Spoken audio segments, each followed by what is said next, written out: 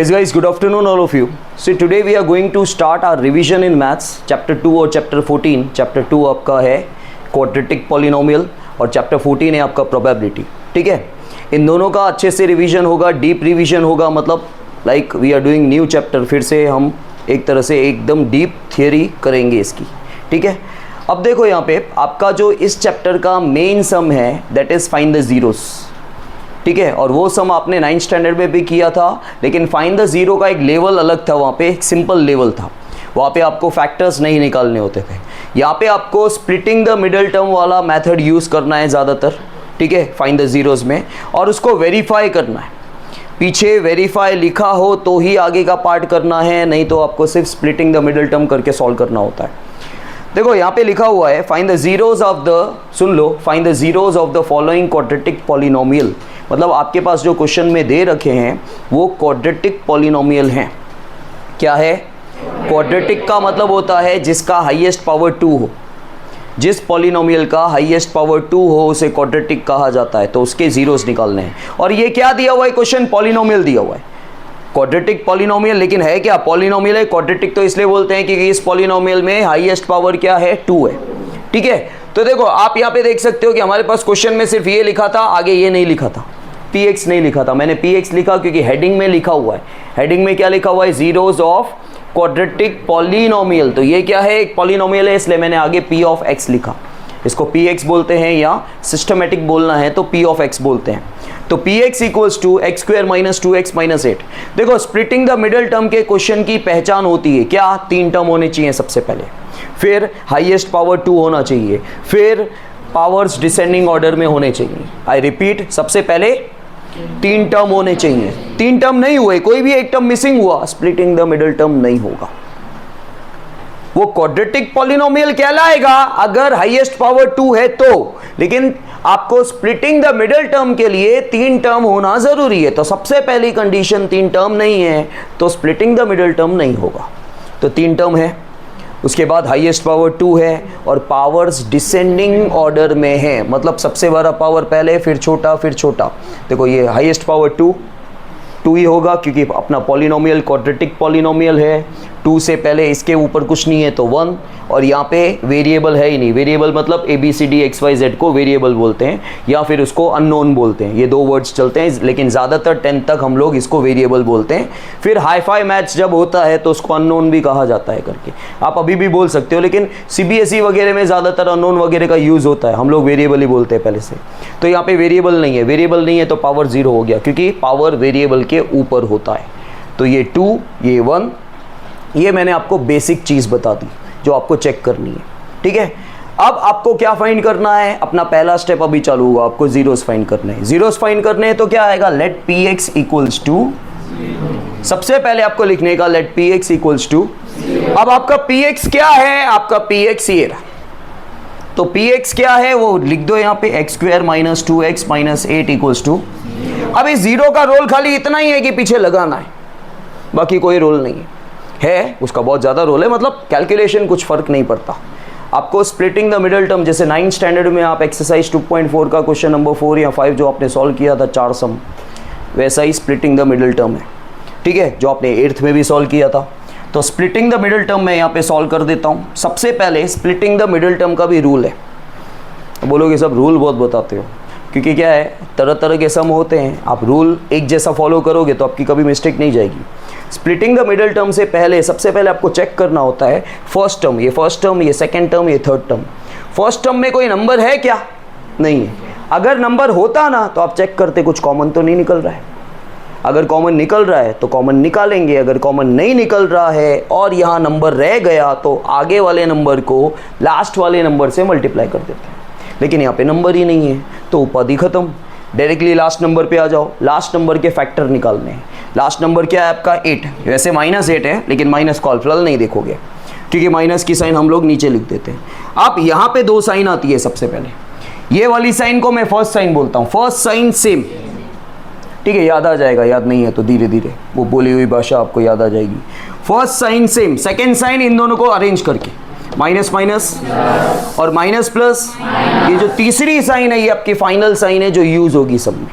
ठीक है, अब आपको 8 के फैक्टर निकालने हैं, मतलब 8 किस किस के टेबल में आता है वो सोचना है। लेकिन हमेशा जैसे 2 4 भी होता है, लेकिन 2 4 नहीं, 4 2 लेने का, बड़ा नंबर पहले, छोटा नंबर बाद में, ठीक है। तो हम 2 नंबर सोचेंगे जिनको मल्टीप्लाई करके 8 आना चाहिए, लेकिन जो 2 नंबर सोचेंगे उन्हीं को माइनस करने पर मिडिल टर्म आना चाहिए। मिडिल टर्म क्या है? तो 4 2 8 और 4 - 2 2 होता है। तो ये जो 2 नंबर हमने सोचे ना, 2 फैक्टर हमने सोचे, वो राइट है। अगर 4 2 8 होता और 4 - 2 करने पर 2 नहीं आता तो रॉन्ग है, वो 4 2 नहीं ले सकते। फिर दूसरा फैक्टर क्या ले सकते थे पता है? 8 1 8 1 से भी नहीं आता तो सॉल्व ही नहीं होता, ठीक है। तो हम ये 2 नंबर ले लेंगे 4 और 2। तो 4 और 2 के साथ बीच में वेरिएबल क्या है? x, तो x और x लेना है, क्योंकि ये आपको कहाँ लिखना है? ये आपको मिडिल टर्म की जगह लिखना है। मेथड का नाम ही क्या है? Splitting the middle term. Split करना मतलब तोड़ना। आप एक मिडिल टर्म की जगह 2 नंबर लिख रहे हो, लेकिन उन दोनों को सॉल्व करने पर आएगा वही। तो देखो, आप फर्स्ट टर्म की जगह फर्स्ट टर्म लिखो, मिडिल टर्म की जगह ये दोनों टर्म लिखो, -4x + 2x, फिर लास्ट टर्म की जगह लास्ट टर्म। 2 2 में कॉमन निकालना है आपको, मतलब 2 2 में कॉमन, मतलब 2 2 टर्म ले लो और कॉमन निकालो। देखो, इस वाले सम में फिक्स होता है, क्योंकि चैप्टर का नाम ही क्वाड्रेटिक पॉलिनोमियल है। सम के अंदर भी क्या है? क्वाड्रेटिक है। क्वाड्रेटिक में क्या होगा? यहाँ पे हाईएस्ट पावर 2 ही होगा। तो हमेशा स्टार्टिंग में ना एक x ही कॉमन निकलेगा, कभी भी 2 2 x कॉमन नहीं निकलेंगे। 2 2 x कॉमन कब निकलेंगे पता है? जब हाईएस्ट पावर 3 होता तो, लेकिन फिर वो तो क्यूबिक हो जाएगा, क्वेश्चन चेंज हो जाएगा, ठीक है। तो यहाँ पे एक x देखो, दोनों में 2 2 x नहीं है, लेकिन दोनों में एक x है। और हमेशा कॉमन का एक तरीका होता है, बेसिक तरीका, जो हर जगह हर स्टैंडर्ड में अप्लाई होता है। पहले चेक करने का वेरिएबल है क्या दोनों में, ठीक है। तो वेरिएबल कॉमन निकालो, है तो फिर चेक करने का नंबर है क्या, क्योंकि 2 ही चीज़ें होती है, या वेरिएबल होता है या नंबर होता है। तो वेरिएबल है, एक x है। अच्छा, दोनों में नंबर है क्या? नहीं है, तो नंबर कॉमन नहीं निकलेगा। अच्छा, ये x जो निकला ना, ये दोनों में से निकला है, तो यहाँ पे एक x बचा और यहाँ पे 4 बचा, x तो निकल गया। मैं फिर बोल रहा हूँ, ये x लिखा हुआ एक बार है, निकला दोनों में से है, ठीक है। फिर प्लस है तो प्लस, अब पीछे कभी भी x कॉमन नहीं निकलता, क्योंकि दोनों में x होता ही नहीं है, लास्ट टर्म में कभी वेरिएबल नहीं होगा। तो इन दोनों में x कभी भी कॉमन नहीं निकलेगा, पीछे हमेशा नंबर कॉमन निकलेगा। और नंबर भी अगर कॉमन नहीं निकलेगा तो मतलब 1 नंबर ही है, ठीक है। तो लेकिन 2 का टेबल जा रहा है, 2 कॉमन, 2 का टेबल जा रहा है, मतलब ये दोनों 2 से डिवाइड हो रहे हैं। जो नंबर कॉमन निकला ना, ये दोनों उससे डिवाइड हो रहे हैं। तो 2x को 2 से डिवाइड करो तो x बचा, माइनस का माइनस, 8 को 2 से डिवाइड करो 4। ये लिखने के बाद आपको चेक करने का, ये दोनों सेम होने चाहिए, है, ये दोनों सेम है मतलब राइट है। तो इनको एक बार लिख दो और इनको साथ में लिखो, x + 2 = ये क्या है? ये जीरोस नहीं आए हैं, ये फैक्टर्स आए हैं। फैक्टर्स और जीरोस एक दूसरे के ऑपोजिट होते हैं, याद रखना। फैक्टर्स और जीरोस हमेशा एक दूसरे के ऑपोजिट होते हैं। अगर x की वैल्यू 2 है ना, तो उसका फैक्टर क्या होगा पता है? x - 2, उल्टा, ठीक है। x की वैल्यू -3 है, x = -3, मतलब x की वैल्यू -3 हुई। = में लिखा होता है ना, वो जीरोस होता है। x की जो वैल्यू होती है ना, वो जीरोस होती है। फैक्टर में = नहीं आता। देखो, x के बाद = है क्या? ये फैक्टर है, आपको जीरोस निकालने हैं। तो ये पीछे से 0 हटाना है, पीछे से 0 हटाएंगे, हमारे घर का राज नहीं चलता भाई, पीछे से 0 हटा देंगे। तो x के बाद क्या आएगा? = आएगा। तो ये -4 का क्या हो जाएगा?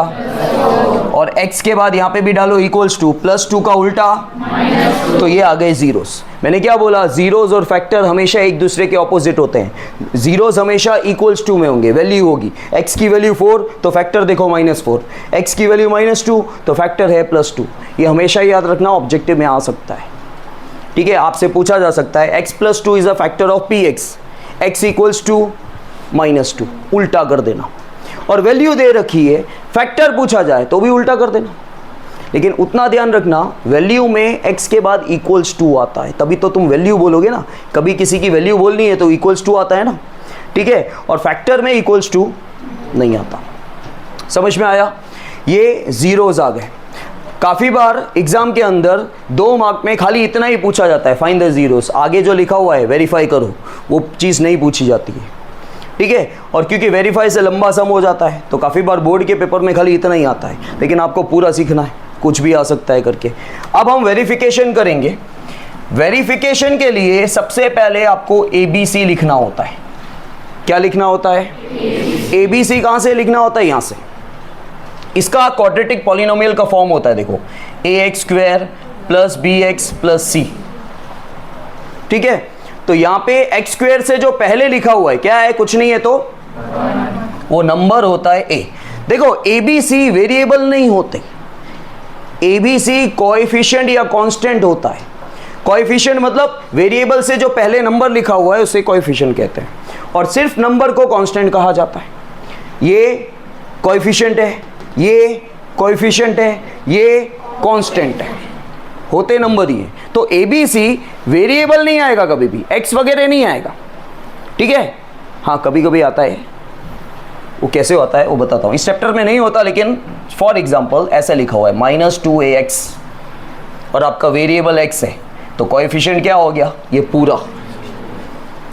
आपको ये पता करने का वेरिएबल क्या है, वेरिएबल पता चल जाए ना, उसको छोड़ के उससे पहले जो भी लिखा हुआ है वो सब कोएफिशिएंट आएंगे, याद रखना। ये चैप्टर 4 में ऐसा होता है सेम काफ़ी बार, ठीक है। समझ में आया?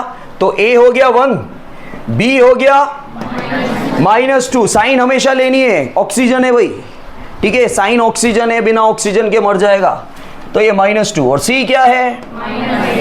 -8। ABC ढंग से लिखने का। और ज़्यादातर एक चीज़ याद रखना मेरी, B में है ना, ये ज़्यादातर लोग माइनस देते हैं। B में तुम्हारा B ज़्यादातर है ना माइनस वाला होगा। उसका रीज़न है, आगे चल के B माइनस में होगा ना तो कन्फ्यूजन होता है। मैं ऐसा नहीं बोल रहा हूँ कि B माइनस में ही होता है, ऐसा नहीं बोल रहा हूँ। मैं बोल रहा हूँ ज़्यादातर इनके क्वेश्चन में B में माइनस होता ही है, ठीक है। अब देखो आपको वेरीफाई करना है, तो आपको क्या करना है? यहाँ पे लिखना है सम ऑफ ज़ीरोस। क्या लिखना है? इसका फॉर्मूला है -b/a। फिर इसके बाजू में ही हमेशा लिखने का प्रोडक्ट ऑफ ज़ीरोस। क्या लिखने का? इसका क्या लिखने का? तो बोल रहे हो c/a। क्या लिखने का? प्रोडक्ट ऑफ ज़ीरोस का फॉर्मूला होता है c/a। ये माइनस कंपलसरी फॉर्मूला में ही है, माइनस लिखना ही है आपको, ठीक है। अच्छा, सम मतलब क्या होता है? सर सम जो हम करते हैं वो, किसी ने ऐसा जवाब दिया था मेरे को, सम का मतलब, सम मतलब प्लस, डिफरेंस मतलब माइनस, प्रोडक्ट मतलब, वो तो हमने ऐसा गलत आपको सिखाया है कि प्रोडक्ट का मतलब मल्टीप्लाई, प्रोडक्ट का मतलब होता है जो आंसर आता है वो। हाँ तेरा हाथ दिख रहा था मेरे को, पर नहीं दिख रहा है, मैंने नज़रअंदाज कर दिया उसको, ठीक है। प्रोडक्ट का एक्चुअल मतलब होता है मल्टीप्लाई करके 2 3 6, जो 6 है दैट इज है योर प्रोडक्ट। और हम बोलते हैं, हम इसलिए बोलते हैं प्रोडक्ट मतलब मल्टीप्लाई, की याद रखोगी मल्टीप्लाई होता है वहाँ पे। तो यहाँ पे सम ऑफ जीरो, सम मतलब प्लस जीरो, जीरोस। अच्छा, ये जो 2 जीरोस आपके आए ना, उसको पहले जीरो को बोल दो अल्फा और दूसरा है बीटा, ठीक है। अल्फा बीटा गामा सिग्मा ये वो, ठीक है, डेल्टा वेल्टा, तो ये अल्फा और बीटा। अब सम ऑफ जीरो, जीरोस क्या है? अल्फा और बीटा, मतलब हमने उसको डिनोट किया अल्फा बीटा से, तो अल्फा प्लस बीटा कर देंगे, क्योंकि जीरोस मतलब अल्फा और बीटा, उनका सम, और ये सेम लिख दो। और यहाँ पे प्रोडक्ट ऑफ जीरोस, तो अल्फा इक्वल्स टू, आया समझ में? अच्छा, अल्फा कितना है? अल्फा कितना है? 4, प्लस का प्लस, बीटा कितना है? माइनस का, ये खास ध्यान देना जो मैं हमेशा बोलता हूँ कि जब ये आप सॉल्व करते हो ना, पहले माइनस लिख दो, फिर बी पे ध्यान जाना चाहिए, क्योंकि बी ज़्यादातर नेगेटिव इसलिए ही होता है, ठीक है, क्योंकि आपको एक ही नेगेटिव दिखेगा। आप डायरेक्टली बी पे ध्यान दोगे तो बी क्या है? -2, खाली आप एक ही बार -2 लिखोगे, ये वाला माइनस कहाँ गया भाई? मैथ्स में कुछ भी अपने हिसाब से चेंज नहीं होता, जो सॉल्व नहीं होता है वो एज इट इज लिखा जाता है। तो ये वाला माइनस लिख दो। अब बी पे नजर जानी चाहिए, कितना है? बी -2, और ए कितना है? अब किसी भी नंबर के आगे 2 साइन नहीं होनी चाहिए, ठीक है। यहाँ पे आपको 2 साइन दिख रही है, एक प्लस एक माइनस, उसको एक में कन्वर्ट करो, प्लस माइनस, और माइनस माइनस गया 2, 2/1। Now 4 - 2 is 2, 2/1 is 2, left hand side equals to, ये सेम आना चाहिए, ठीक है। कुछ बच्चे ऐसा भी करते हैं, यहाँ पे -2 आया, वहाँ पे -2 आया, माइनस माइनस काट दिया, ऐसा नहीं करना है। वो -2 left hand side right hand side prove हो गया। यहाँ पे भी सेम, आपका अल्फा है 4 और आपका बीटा है -2, आपका C है -8, आपका A है 1, तो ये तो कंफर्म आंसर आ गया -8।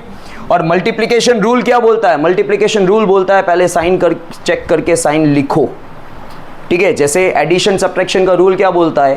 पहले साइन चेक करके जो भी आता है साइन लिखो मत।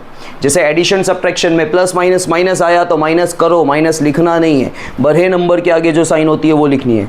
मल्टीप्लिकेशन रूल क्या बोलता है? प्लस माइनस माइनस आया तो माइनस लिखो फिर मल्टीप्लाई करो। तो आपको अभी मल्टीप्लाई करना है, प्लस माइनस माइनस लिखो, फिर 4 2 जा, so left hand side equals to, आया समझ में?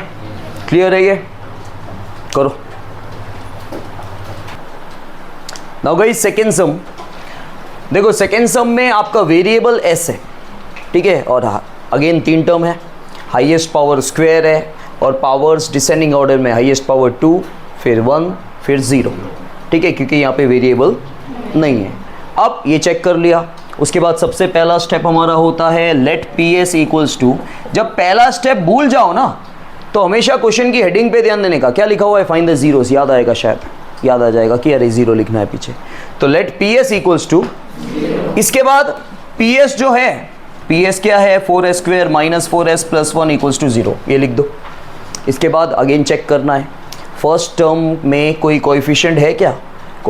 अगर सिंपल भाषा में जिसको कोएफिशिएंट वगैरह समझ में नहीं आता है तो पहले टर्म में यहाँ पे कोई नंबर है क्या, है तो चेक करो कुछ कॉमन निकल रहा है क्या। कॉमन तीनों में से, कॉमन का मतलब होता है आपके तीनों नंबर 1 2 3 ये किसी एक टेबल में जा रहे हैं तो कॉमन निकल रहा है, नहीं तो नहीं निकल रहा है। तो 4 और 4 तो जा रहा है लेकिन 1 नहीं जाता।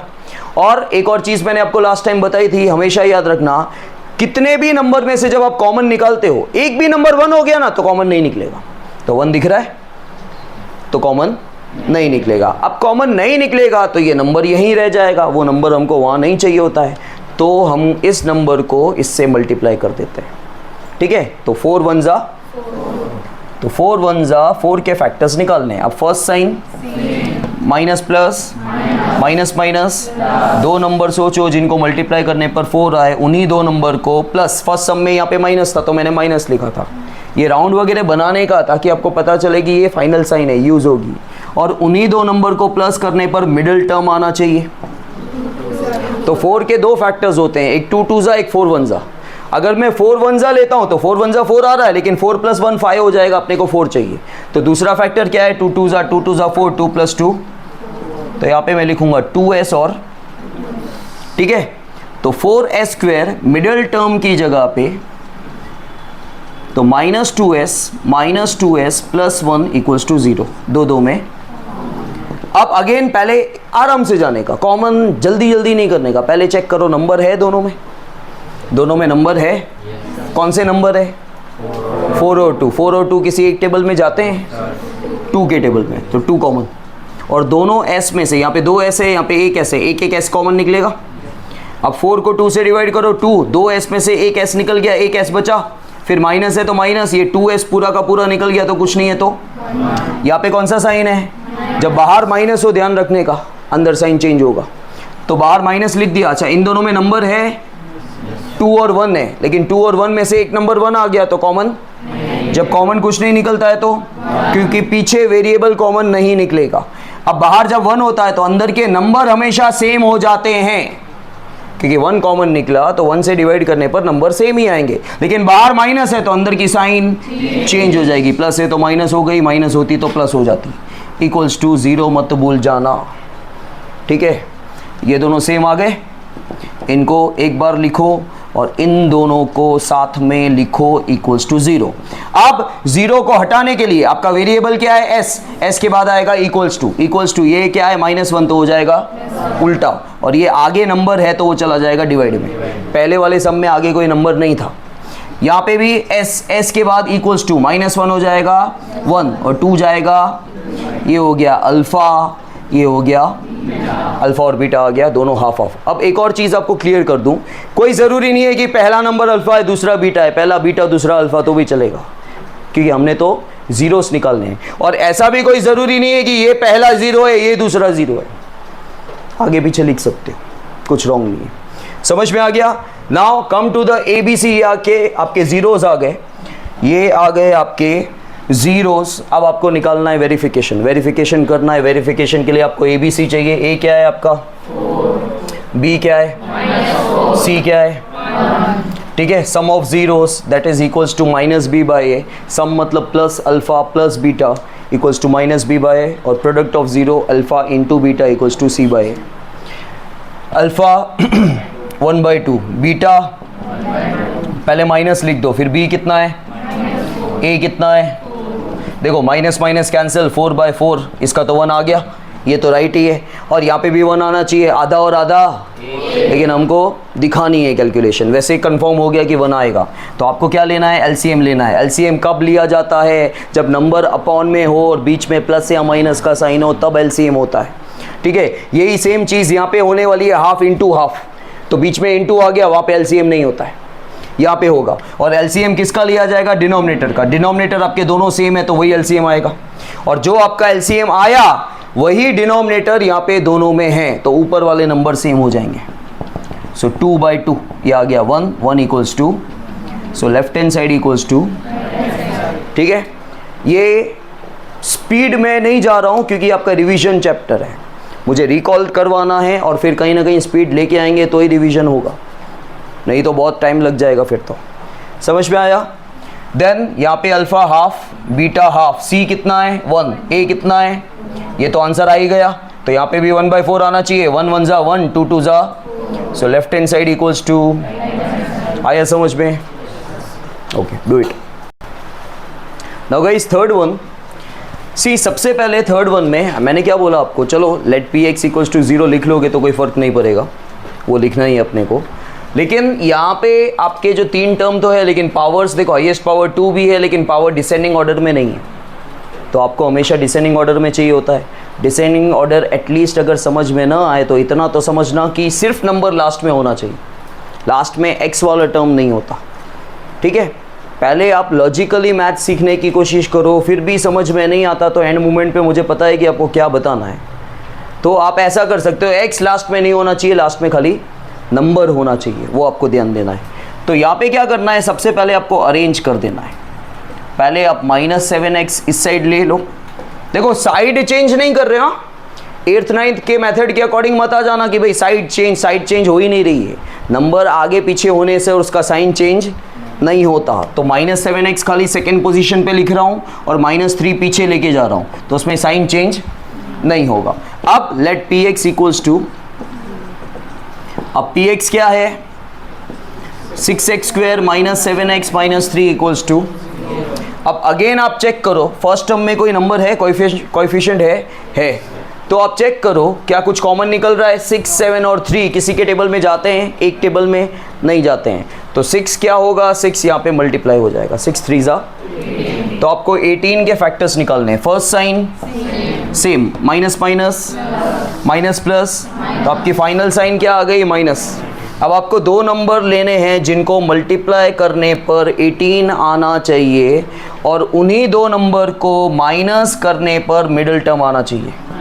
अब किसी ने बोला था सर 6 3 जा, चलो 6 3 जा भी 18 होता ही है, लेकिन 6 - 3 करेंगे तो 3 आएगा, अपने को क्या चाहिए, तो 6 3 जा नहीं चलेगा, तो 9 2 जा, और 9 - 2 करने पर 7 आ रहा है, देखो। ठीक है, तो हम ले लेंगे 9x, और तो आपको मिडिल टर्म की जगह पे ये दोनों लेने हैं, -9x + 2x, फिर -3 इक्वल्स टू 2 में आपको कॉमन निकालना। ठीक है, अब इन दोनों में 6 और 9 नंबर है, 6 और 9 किसी के टेबल में जाते हैं, किसके टेबल में जाते हैं, 3, और दोनों में से एक एक x कॉमन निकलेगा। अब 6 को 3 से डिवाइड करो 2, 2x में से एक x बाहर निकला तो x, माइनस है तो माइनस, 9 को 3 से डिवाइड करो 3, एक x आ गया बाहर। और पीछे कभी भी x यहाँ वेरिएबल नहीं आता, यहाँ पे पीछे वाले नंबर में भी नहीं आएगा। क्यों, तुम खुद सोचो भाई, तुम्हारा यहाँ x आया, यहाँ x आना ही है, यहाँ पे भी x आया है, तो ये तो लाइक टर्म नहीं हो जाएंगे, ये तो सॉल्व हो जाएंगे, फिर ये फैक्टर थोड़ी कहलाएगा। समझ में आया? फिर यहाँ पे देखो प्लस का साइन है तो प्लस का साइन लिखो। अब इन दोनों में नंबर है 2 और 3 है, 2 और 3 किसी के टेबल में जाते हैं, मतलब कुछ कॉमन नहीं निकल रहा है, तो आपको पीछे सोचने की ज़रूरत ही नहीं है कि x कॉमन निकलेगा कि नहीं निकलेगा, वो नहीं निकलेगा। तो एक तो 1 है तो नंबर सेम आएंगे, बाहर साइन भी प्लस का है तो साइन भी चेंज नहीं आएगी, सब कुछ सेम आ जाएगा। अब ये दोनों सेम हो गए, मतलब राइट है, इनको एक बार लिखो और इनको साथ में लिख दो। 0 को हटाने के लिए x इक्वल्स टू, x के बाद इक्वल्स टू लिखो, -3 का हो जाएगा 3, 2 जाएगा, फिर x के बाद इक्वल्स टू +1 हो जाएगा, -1 3 जाएगा, तो alpha equals to 3/2 and beta equals to -1/3। ठीक है, a कितना है, अब देखो a b c यहाँ से लेना है अरेंज करने के बाद, इसमें से नहीं लेना है, गलत हो जाएगा। a क्या है, b क्या है और c क्या है। ठीक है, नाउ अल्फा कितना है 3/2 प्लस बीटा कितना है -1/3 इक्वल्स टू माइनस का माइनस b कितना है, c कितना, सॉरी a कितना है, माइनस माइनस कैंसिल, ये 7/6 आ गया, मतलब यहाँ पे भी 7/6 आना चाहिए। ठीक है, अब किसी भी नंबर के आगे 2 साइन नहीं होता तो प्लस माइनस। अब 2 और 3 का एलसीएम, जो आपका 6 एलसीएम आया वो इन दोनों डिनोमिनेटर में होना चाहिए। अब चेक करो है कि नहीं है, अगर नहीं है तो उसको बनाओ, तो यहाँ पे 6 नहीं है। अब देखो ये है ना 8th वाले 17 बच्चों को अच्छे से एक एक बच्चे को आता है जो मैं अभी करवा रहा हूँ, और तुमको अगर नहीं आ रहा है तो सेम मेथड करवा रहा हूँ वहाँ पे भी मैं। आपका एलसीएम आने के बाद आपको रिवर्स स्टेप जाना है, और आपने एलसीएम कहाँ से लिया सब बच्चों को पता है, डिनोमिनेटर में से। तो डिनोमिनेटर में जो भी आपने डिनोमिनेटर लिए एलसीएम लेने के लिए, उन डिनोमिनेटर में ये एलसीएम दिखना चाहिए। तो है यहाँ पे 6, नहीं है तो बनाना है, तो बनाओ। 2 3 जा, अब इंटू 3 नीचे किया तो ऊपर भी इंटू 3, फिर 3 2 जा तो ऊपर भी 3 3 जा, 1 2 जा, तो देखो आ गया 7/6 equals to 7/6, left hand side equals to, आया समझ में। उसी तरह यहाँ पे 3/2 इंटू -1/3, c क्या है -3, a क्या है 6, 3 1 जा 3 2 जा, तो -1/2 आ गया इधर, यहाँ पे भी -1/2 आना चाहिए, 3 3 कट गया, आ गया -1/2, so left hand side equals to, आया समझ में, क्लियर है। चलो करो। नाउ गाइस फोर्थ सम में देखो, we have only 2 terms. If we have 2 terms, it is not possible to do with the help of splitting the middle term. आप splitting the middle term नहीं कर सकते, ठीक है, आप splitting the middle term 2 term में apply नहीं कर सकते। तो यहाँ देखो, ये तो आपको 10th स्टैंडर्ड में गुजरात बोर्ड है अपना, सिंपल सा कि आपको 2-3 सम ही दे दिए हैं स्प्लिटिंग द मिडिल टर्म, नहीं तो जीरोस तो किसी का भी निकलता है। फैक्टराइजेशन में जितनी आइडेंटिटीज़ है ना, सबका जीरोस निकलता है, मतलब हर तरह से जीरोस का फॉर्मूला मतलब मेथड हो सकता है। अपने को यहाँ पे a + b whole square use करने को नहीं बोला है, a³ - b³ यूज़ करने को नहीं बोला है, सबका जीरोस होता है। जीरोस तो सबका हो सकता है, कोई भी मेथड अप्लाई करके हो सकता है, लेकिन अपने को मेथड खाली स्प्लिटिंग द मिडिल टर्म बोला है, एक कॉमन वाला मेथड बोला है, और एक a² - b² अप्लाई हो रहा है, बस इसी के जीरोस बोल रहे हैं। जैसे अपने 9th में भी तो देखा था ना, सिंपल जीरोस था, वहाँ पे कोई आइडेंटिटी यूज़ ही नहीं हो रही थी। तो यहाँ पे भी क्या है, यहाँ पे आपके पास 2 ही टर्म है। अगेन ये है तो क्वाड्रेटिक पॉलिनोमियल ही, क्योंकि हेडिंग में क्या लिखा हुआ था, find the zeros of quadratic polynomial. Quadratic polynomial का मतलब ये नहीं होता कि 3 टर्म होगा या 4 होगा। क्वाड्रेटिक पॉलिनोमियल का मतलब होता है हाईएस्ट पावर 2 होगा, हाईएस्ट पावर 2 है लेकिन 3 टर्म नहीं है। अब स्प्लिटिंग द मिडिल टर्म ही नहीं है तो असेंडिंग ऑर्डर को, सॉरी डिसेंडिंग ऑर्डर को हम लोग क्या करें, ठीक है, तो वो दोनों पॉइंट्स छूटी। अब 3 टर्म नहीं है, स्प्लिटिंग द मिडिल टर्म नहीं होगा, चेक करो कोई आइडेंटिटी अप्लाई हो रही है क्या, देखना पड़ेगा। आइडेंटिटी अप्लाई नहीं हो रही है, सिर्फ आपके पास देखो, जो वो स्प्लिटिंग द मिडिल टर्म में 3 टर्म होते थे ना, उसमें से जो पहले 2 टर्म होते थे ना, वो 2 टर्म दिए हुए हैं। लास्ट वाला टर्म कांस्टेंट नहीं है आपके पास, नंबर नहीं है खाली। तो जब आपके पास वो 3 टर्म में से पहले 2 टर्म दे रखे हैं तो कॉमन निकलता है। क्या निकलेगा, तो यहाँ पे सबसे पहले आप लिख दो लेट PU इक्वल्स टू 0। अब PU क्या है, 4u² + 8u इक्वल्स टू 0। अब दोनों में नंबर है तो 4 कॉमन निकल रहा है, और दोनों में एक एक u भी कॉमन निकलेगा। यहाँ से 4 कॉमन निकल गया, 2 u में से एक u कॉमन निकल गया, क्या बचा u। 8 को 4 से डिवाइड करो 2, ये तो u आ गया बाहर। Equals to 0। अब ऐसा समझ लो कि ये साथ में ले लो और बीच में इनटू है और ये दूसरा, ठीक है। एक बार हम 4u को नीचे लेके चले जाते हैं 0 के, 0 के नीचे कुछ भी गया वो ब्लैक होल है 0, जो गया गया, ठीक है। तो u प्लस 2 यहाँ पे रह गया, 4u नीचे चला गया, 0 के नीचे जो गया 0, ठीक है।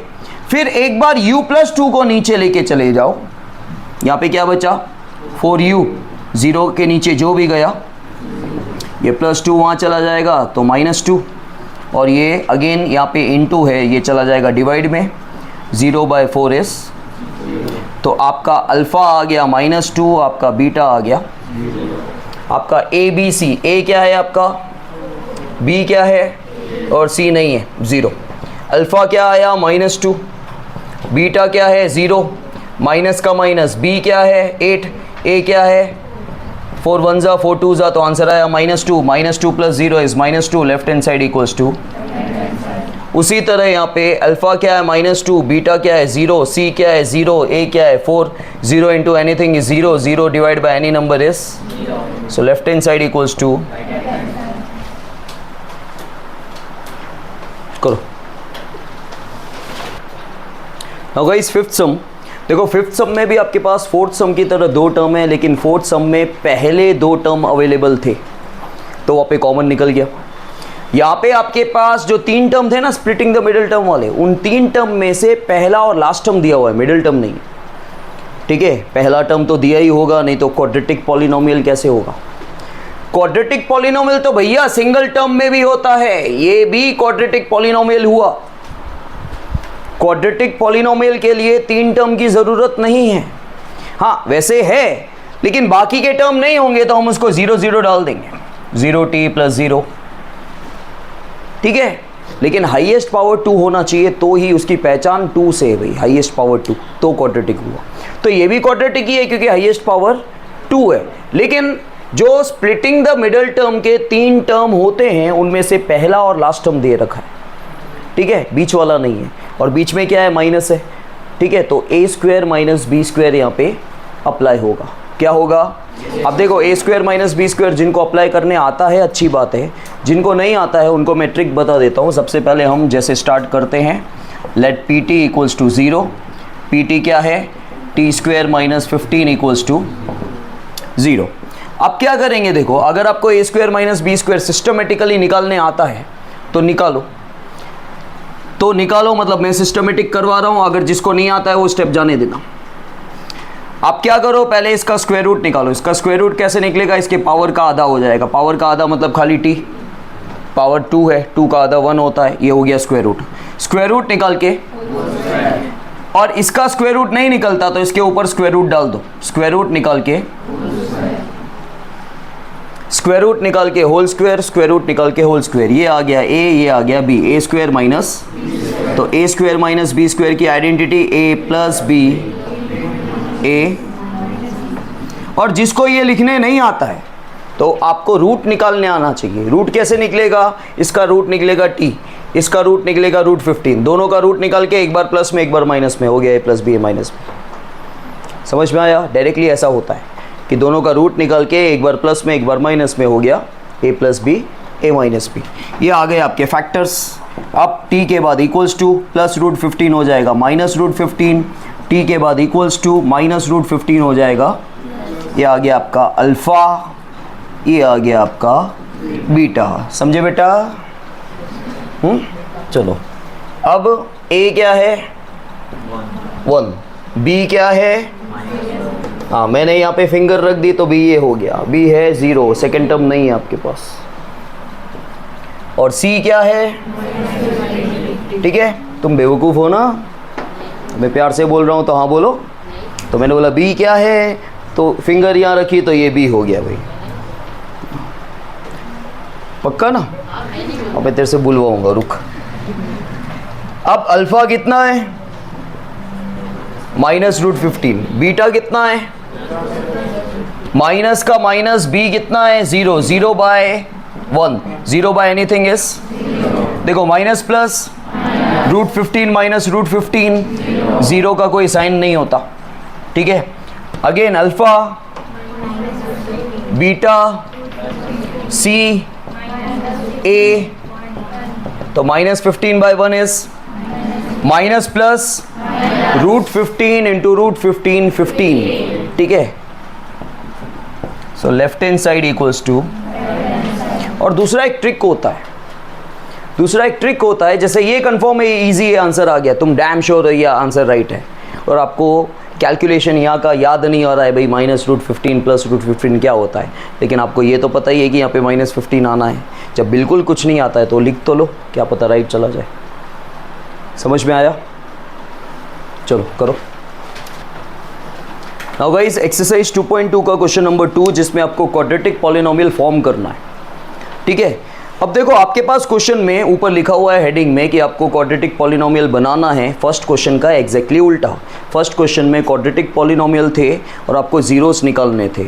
उल्टा का मतलब ये नहीं समझना कि यहाँ पे जीरोस दे रखे हैं, यहाँ पे जीरोस नहीं दे रखे हैं। यहाँ पे आपके पास क्वेश्चन में सम ऑफ जीरोस और प्रोडक्ट ऑफ जीरोस दे रखा है, ठीक है। और आपको क्या बनाना है? क्वाड्रेटिक पॉलिनोमियल बनाना है।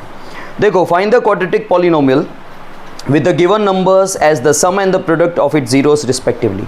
तो आपका जो पहला क्वेश्चन है 1/4 and -1, ठीक है। क्वेश्चन नंबर 2 एक्सरसाइज 2.2 का 1/4, और सबसे पहले आपको यहाँ पे ये बताना है कि let alpha and beta be the zeros of given quadratic polynomial। हम ऐसा मान रहे हैं कि अल्फा और बीटा जो हैं वो क्वाड्रेटिक पॉलिनोमियल के जीरोस है। अब हमारे पास जो दे रखा है ये सम ऑफ जीरोस है और ये प्रोडक्ट ऑफ जीरोस है। Therefore sum of zeros alpha plus beta is equals to and alpha into beta, that is, ठीक है। इसके बाद आपको px इक्वल्स टू, इसका फॉर्म लिखना है, x² minus alpha plus beta into x plus alpha into, ये आइडेंटिटी मैंने क्या बोली, x plus a x plus b की जो आइडेंटिटी थी वैसे ही सिर्फ यहाँ पे a प्लस बी की जगह अल्फ़ा बीटा आ रहा है और माइनस प्लस की जगह माइनस आ रहा है। अब इसमें आप वैल्यूज पुट कर दो, x² की जगह x², अल्फ़ा प्लस बीटा कितना है 1/4 और अल्फ़ा इंटू बीटा कितना है। अब आप LCM ले लोगे, ठीक है।